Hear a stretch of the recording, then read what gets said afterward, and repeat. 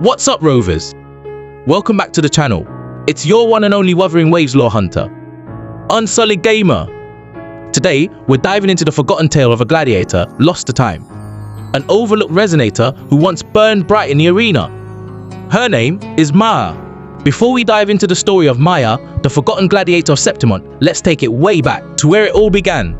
A time before the applause faded, before the scars ran deeper than the blade, before a rising star vanished into legend.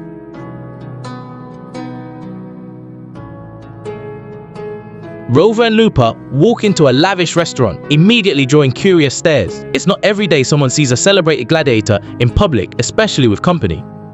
Over the gentle clatter of cutlery and murmurs of nobility, Lupa opens up. She speaks not of herself, but of someone else, a woman she deeply admired. A gladiator named Maya, a true competitor, a fierce soul who once roared across the sands of the arena before vanishing mysteriously 2 decades ago during the Great Agon. Intrigued, Rover listens as Lupa reflects on her admiration, but there's something heavier in her tone. Later that night, Lupa makes arrangements for Rover to stay in her lifetime suite, an elite honor that means no matter when Rover returns to Septimont, they'll always have a place to rest. But just before she leaves, Lupa reveals her vulnerability. Do I love the arena because it's my passion, or because it brings me favor? A mask slips. For the briefest of seconds, her form flickers, changing into another young woman entirely. It's like a mirage, but it burns itself into Rover's memory. The following day, after a hard-won battle in the arena, Lupa distracts the crowd so Rover can slip away unnoticed. Rover finds a quiet place to breathe and think, until a voice interrupts the silence. It's Buling, a fellow Taoist from the same sect as Jiangxin. She's calm, yet sharp-eyed, and clearly on a mission. Buling has come to Septimont to investigate the strange anomalies surrounding the Tidal Blight. She doesn't share much as Taoist rules bind her from revealing everything, but she hints at something deeper, stirring beneath the surface. As a token, she gives Rover a mysterious hexagonal mirror. Not just any mirror, it reveals the hidden truths of the past. Rover activates it, and the world shifts.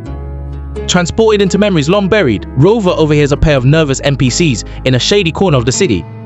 They speak of Maya, who they'd bet on in underground pits. She was once a star in the arena, fierce, fast, and full of promise. But something changed. She'd begun slipping missing beats, losing matches. Her reputation, once unshakable, had hit rock bottom. Still, some remembered her brilliance, and wondered why it faded so suddenly. Maya was a resonator from Regona, born in the vibrant isles of the Rinascita archipelagos. She arrived in Septimont during the Great Agon festival, originally just to watch. But the fire caught hold of her heart. Inspired by the blood, the glory, the sheer power of the gladiators, she signed up to fight. Her mistake? She registered under a manager named John, a man as slimy as they come. She didn't know it at first, but he was more interested in profits than her potential. Maya fought her way up the ranks with grit and heart. Fans loved her. She smiled in the arena, waved to the crowds. But those cheers, they weren't love. They were hunger. Hunger for money, for power, for betting odds. To Septimont's elite, she was just a commodity. She knew her limits. But the people kept demanding more. Behind closed doors, the cracks deepened.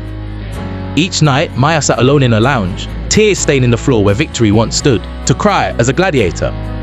Unthinkable! They were supposed to be warriors, steel-hearted. But Maya wasn't just a fighter, she was a person. And in Septimont, people like her got chewed up. She loved battling, she loved the thrill, but slowly, it stopped being about the challenge. Now it was about survival. She still wanted to be seen, to be heard, to be cheered for. But she didn't know what she was fighting for anymore. Was it passion or just desperation? She needed the money, she needed the win. And maybe, just maybe, she needed the crowd to remind her she mattered. Some say the Tidal Blight took hold of her during this time, a corruption that doesn't just infect the body but the soul. Something strange happens as Rover pieces things together. It's as if Lupa and the Raganese gladiator share the same frequency. Like they're connected. Curious, Rover questions her. And for the first time, Lupa tells him the full truth.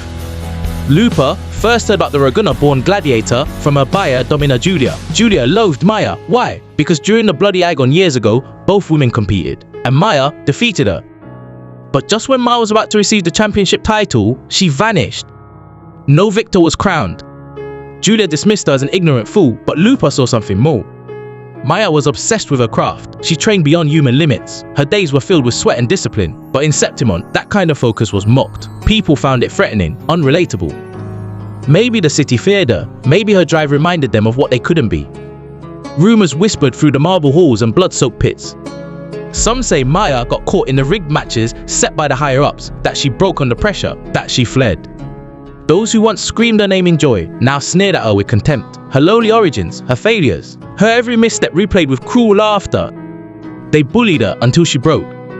And yet, before she disappeared, Maya did claim victory in the arena, earning the title of the Bloody Agon's champion, and even receiving Arsinoe's blessing. But she never made it to the podium. Back then, the Agon was far more brutal than today. It wasn't just 2 versus 2 with echoes. It was all-out war. Gladiators were thrown into a chaos, fueled free for all. To raise the stakes even more, the organizers unleashed hordes of tacit discords into the arena. It was carnage, a test of survival. Only the last one standing earned the right to be called champion. Thanks to Augusta and her predecessors, today's system of regulated matches was introduced, but the scars of the old Agon still linger. We still don't know what happened to Maya, where she went, or if she's even alive. But the way things are unfolding, one thing is certain: there's a thread running through her. Lupa and Arsinoe, a shared energy, a connection to the Tidal Blight or the Black Tide, depending on what you choose to call it. Is it fate, a curse, or something darker buried in Septimont's past? Only time and Kuro Games will tell. And with that, we end this chapter. But stay tuned, because in the next video, I'll be revealing someone you'd never expect.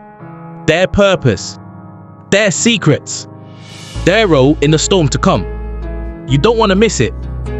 Until next time, I remain your one and only Wuthering Waves lore hunter, Unsullied Gamer. Peace out.